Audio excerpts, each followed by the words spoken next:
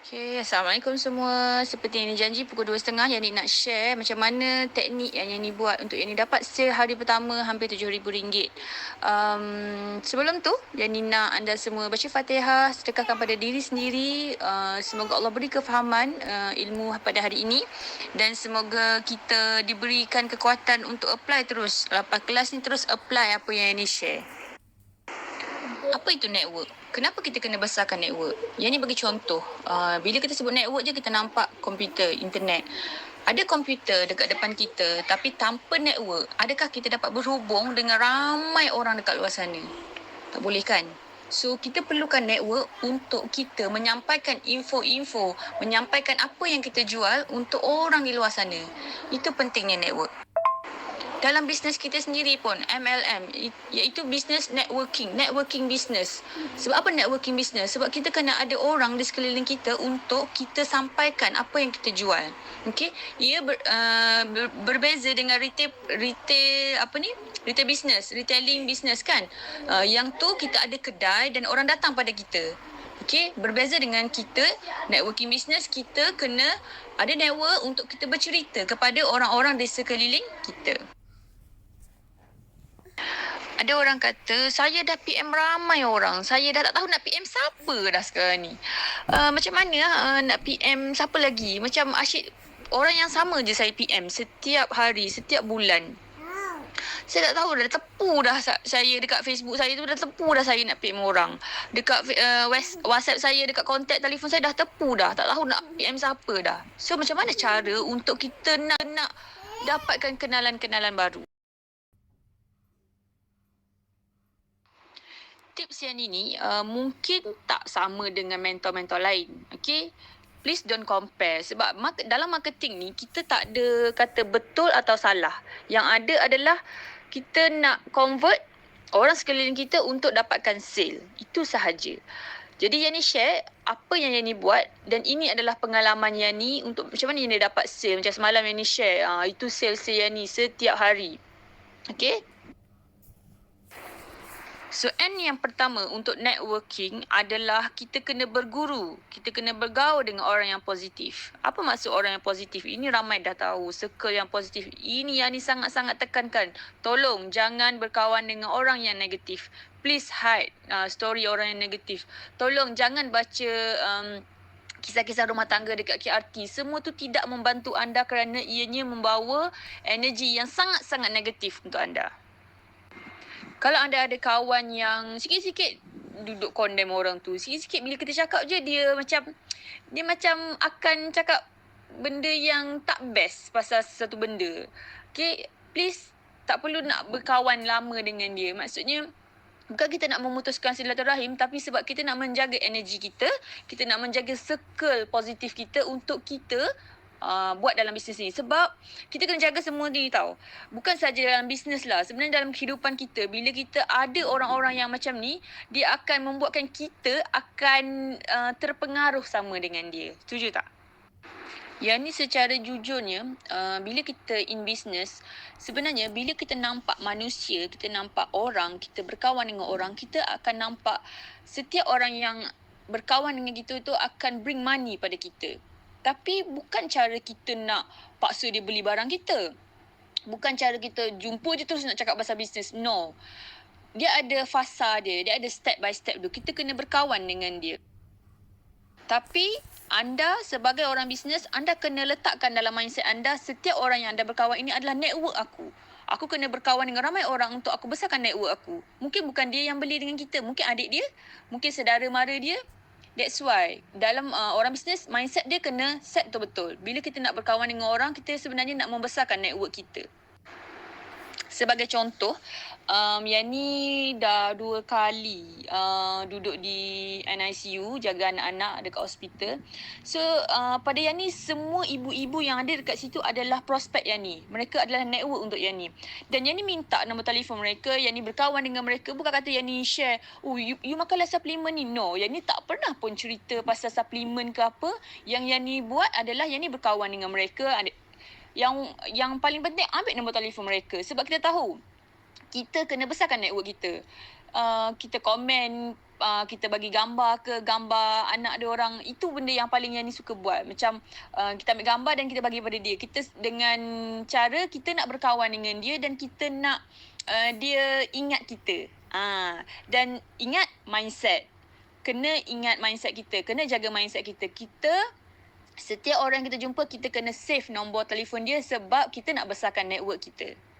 Janganlah pula duduk kat hospital, kita rasa emosi. Kita rasa macam, aku tak nak kawan dengan siapa-siapa. Aku tak nak cerita, aku tak nak tegur siapa-siapa.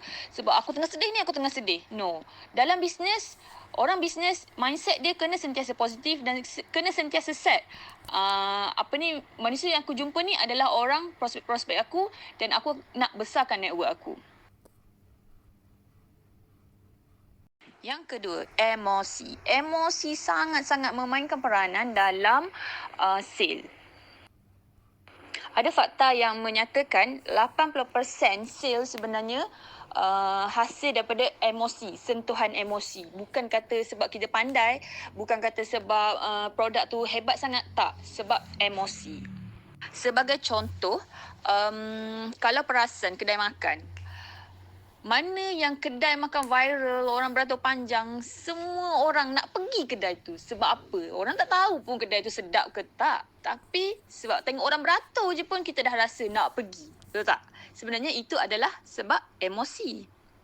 Kan biasa kan bila kita nak pilih kedai, macam kita tak kenal lagi tempat tu pun sama. Kita akan tengok mana kedai yang ramai orang. So kita jadi teruja, apa yang sedap sangat kedai ni? Itu namanya emosi. Datuk Alif Shukri, dia buat marketing. Dia buat marketing, orang tak suka pun dia sebenarnya kan. Orang kata menyampah, tapi dia pandai mainkan emosi orang. Dan orang beli. Kita tak tahu pun produk dia okey ke tak sebenarnya. Produk dia murah. Tapi emosi, sebab ramai orang membeli. Bila kita duk tunjuk kat orang, aku hari ni buat sale macam ni. Oh, ramai orang beli. Whatsoever kan. So, itu adalah sebenarnya emosi. Orang kan tertanya-tanya, dia ni jual apa? Apa yang ramai sangat orang beli dengan dia? Benda ni sangat-sangat berguna pada saudara mara ataupun keluarga kita. Sebab mereka adalah orang yang terakhir akan membeli dengan kita. Sebab mereka tak percaya pada kita, betul tak? Biasanya kawan-kawan luar, kawan-kawan jauh yang akan membeli dengan kita dulu. Tapi bila kita duk share, ramai orang beli.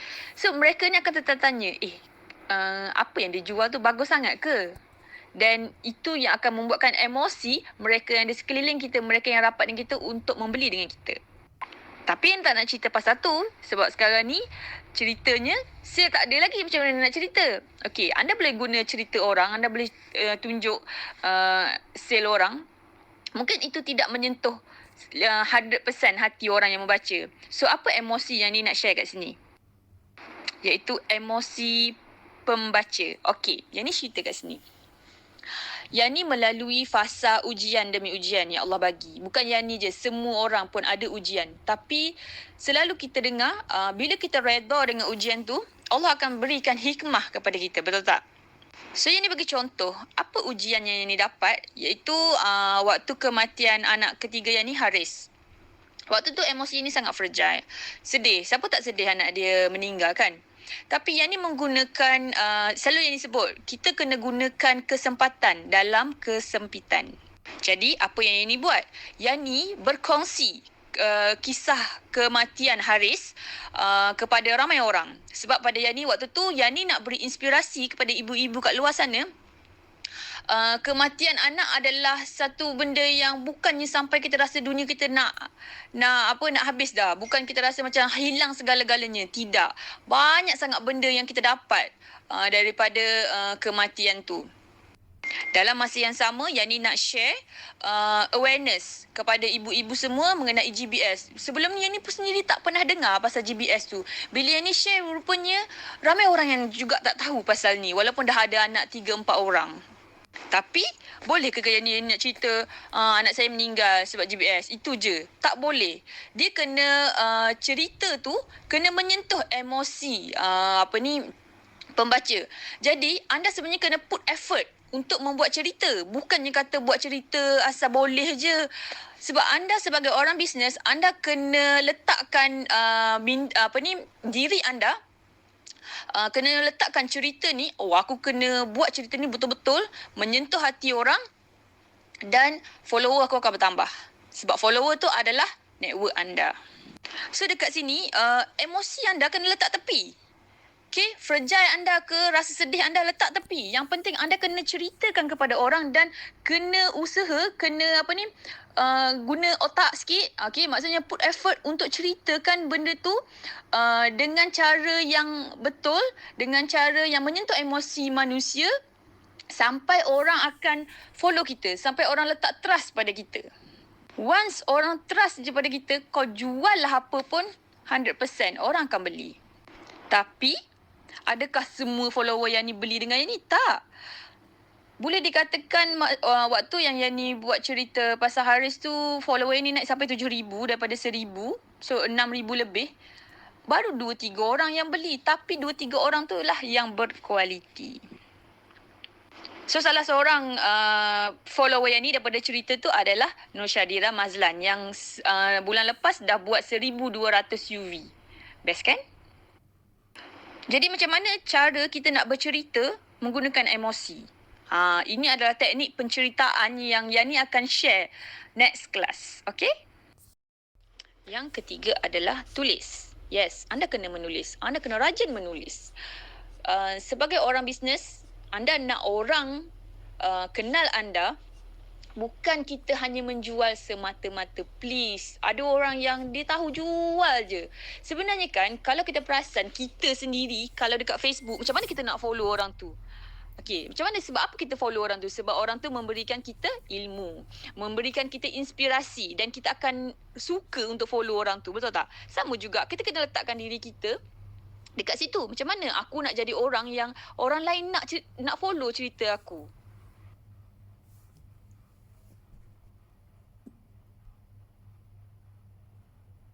So, anda kena tulis. Tulis apa yang orang suka baca. Okey, sebagai contoh, macam Yani mula-mula join Syakli dulu, bulan pertama.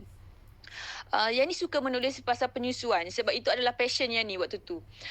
Bukan kata Yani ni pandai sangat pasal penyusuan. No, ini tak pandai pun sebenarnya. Tak adalah kata pandai sangat. Kita just guna bahasa layman, bahasa yang orang faham, bahasa yang ibu-ibu semua faham. Tak perlu nak kata bahasa saintifik yang doktor-doktor guna. Tak perlu nak kata nak kena ada bahasa ilmu macam peer counselor, breastfeeding counselor. Tak perlu. Yang anda perlu adalah anda bercerita ilmu yang ibu-ibu lain faham. Itu je.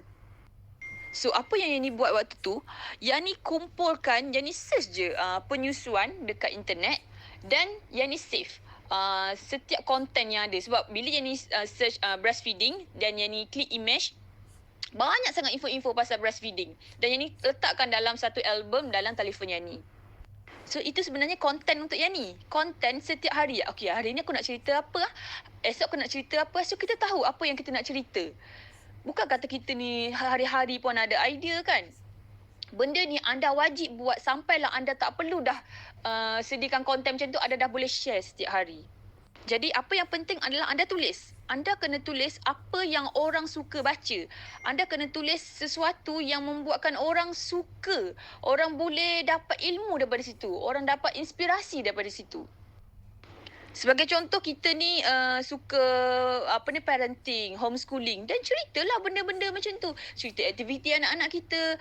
Aktiviti yang simple-simple, orang suka baca. Ingat tu. Dan yang paling penting, tulis. Bukan kita je duk baca hal orang, bukan kita je duk baca cerita orang dan kita duk share cerita orang. No. Anda kena tulis dan orang akan follow anda, network anda akan membesar.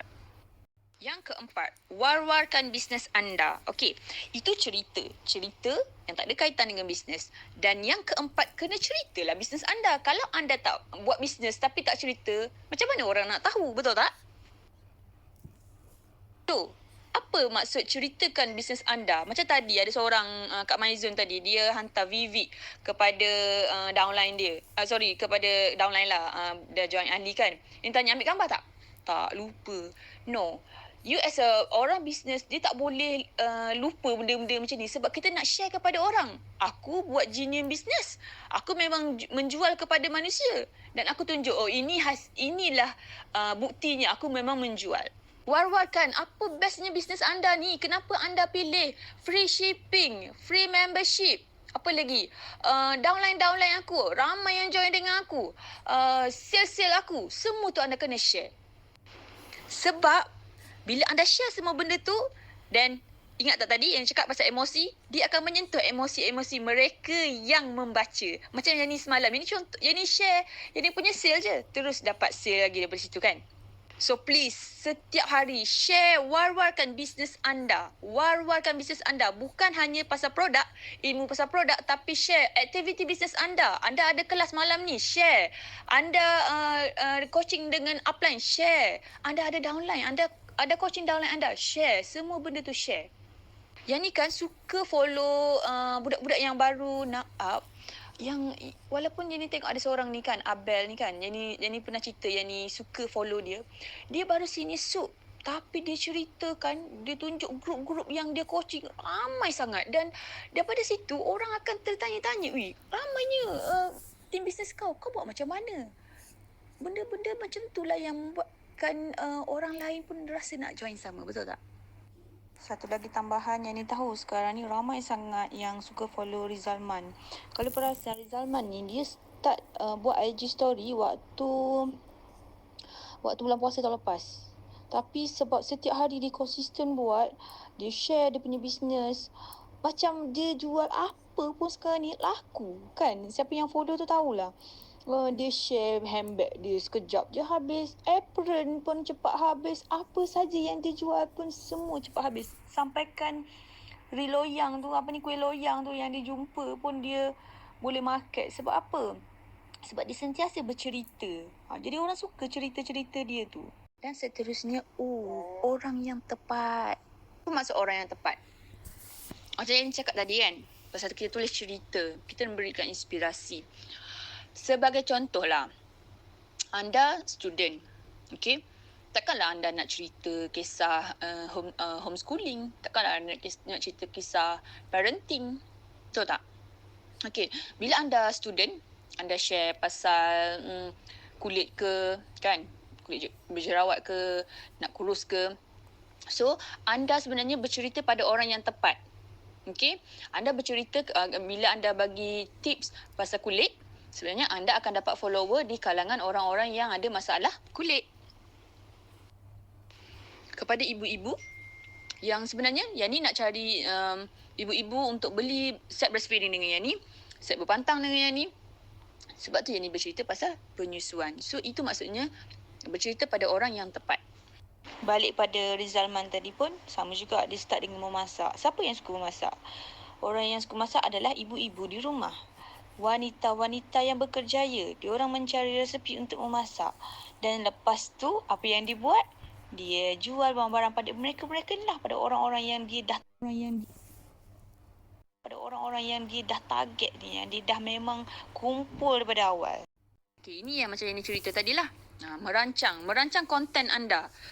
Merancang konten yang ni cerita masa awal-awal tadi, iaitu macam pasal penyusuan. Yang ni rancang. Hari ni yang ni nak share apa, esok yang ni nak share apa, cara macam mana ni nak share, yang ni nak bercerita cara macam mana, semua tu anda kena rancang lah. Tak adanya orang yang tiba-tiba je dapat idea, hari-hari dapat idea. Tidak ada. Satu lagi, cerita yang menyentuh emosi ni bila kita betul-betul rancang dan kita menulis. Kalau anda nak tahu macam mana orang yang baca tu suka cerita anda sendiri kena baca cerita dan anda feel, best tak cerita aku? Kalau anda sendiri rasa tak best, macam mana anda nak bayangkan orang yang baca tu pun rasa best? Benda ni memang kena put effort lah. Bukannya kata tulis sekali terus post, terus okay cerita. Yang ni tulis berkali-kali. Lepas tu post, lepas tu rasa macam tak best ayat ni, baca lagi. Edit sikit. Semua tu yang ni buat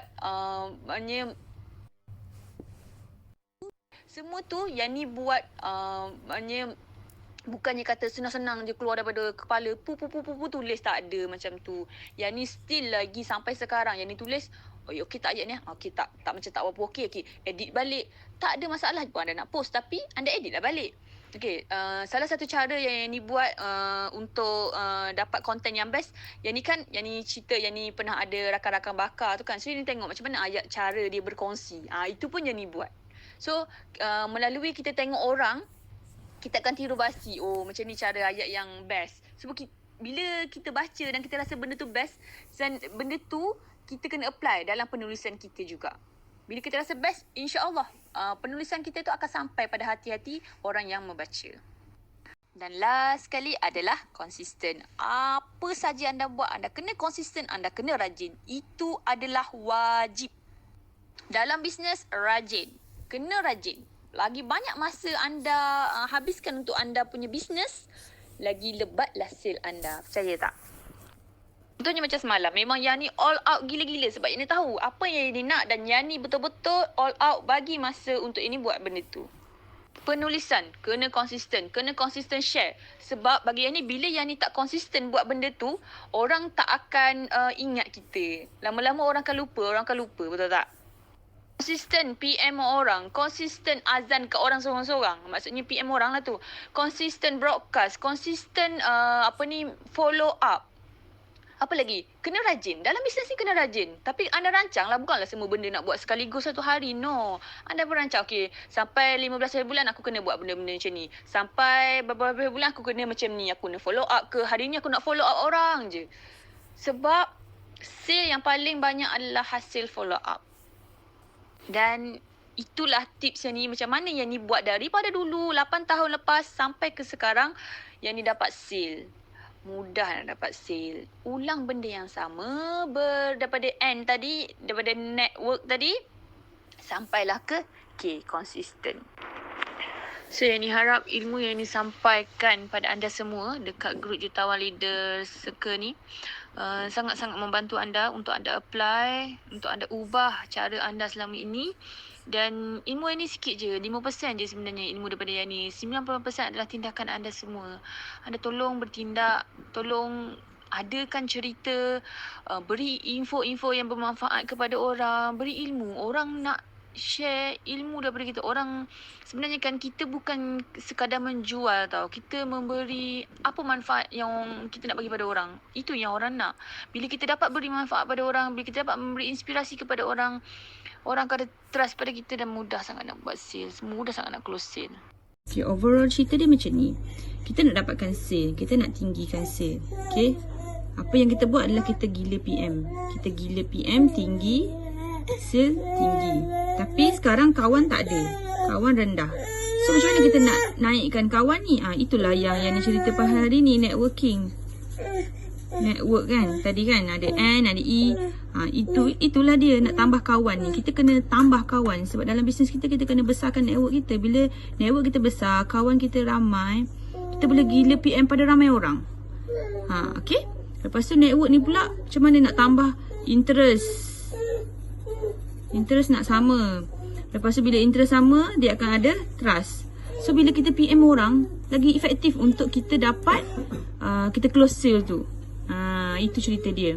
Kalau kita nak PM orang yang kita tak ada, orang tu tak kenal kita, orang tu tak trust pada kita, orang tak kenal kita, orang tak trust kita, kita nak gila PM, kita nak close sale tu, dia punya chances dia rendah lah sikit. Bukan kata tak ada chances, ada, tapi 50-50. Okay, 50 dia terima, 50 dia tak terima. Tapi sekarang ni bila orang tu dah ada trust pada kita, orang tu dah ada interest yang sama dengan kita, so dia punya peluang untuk kita dapat sale tu mungkin 80%, mungkin 90%, mungkin 100%. Okay.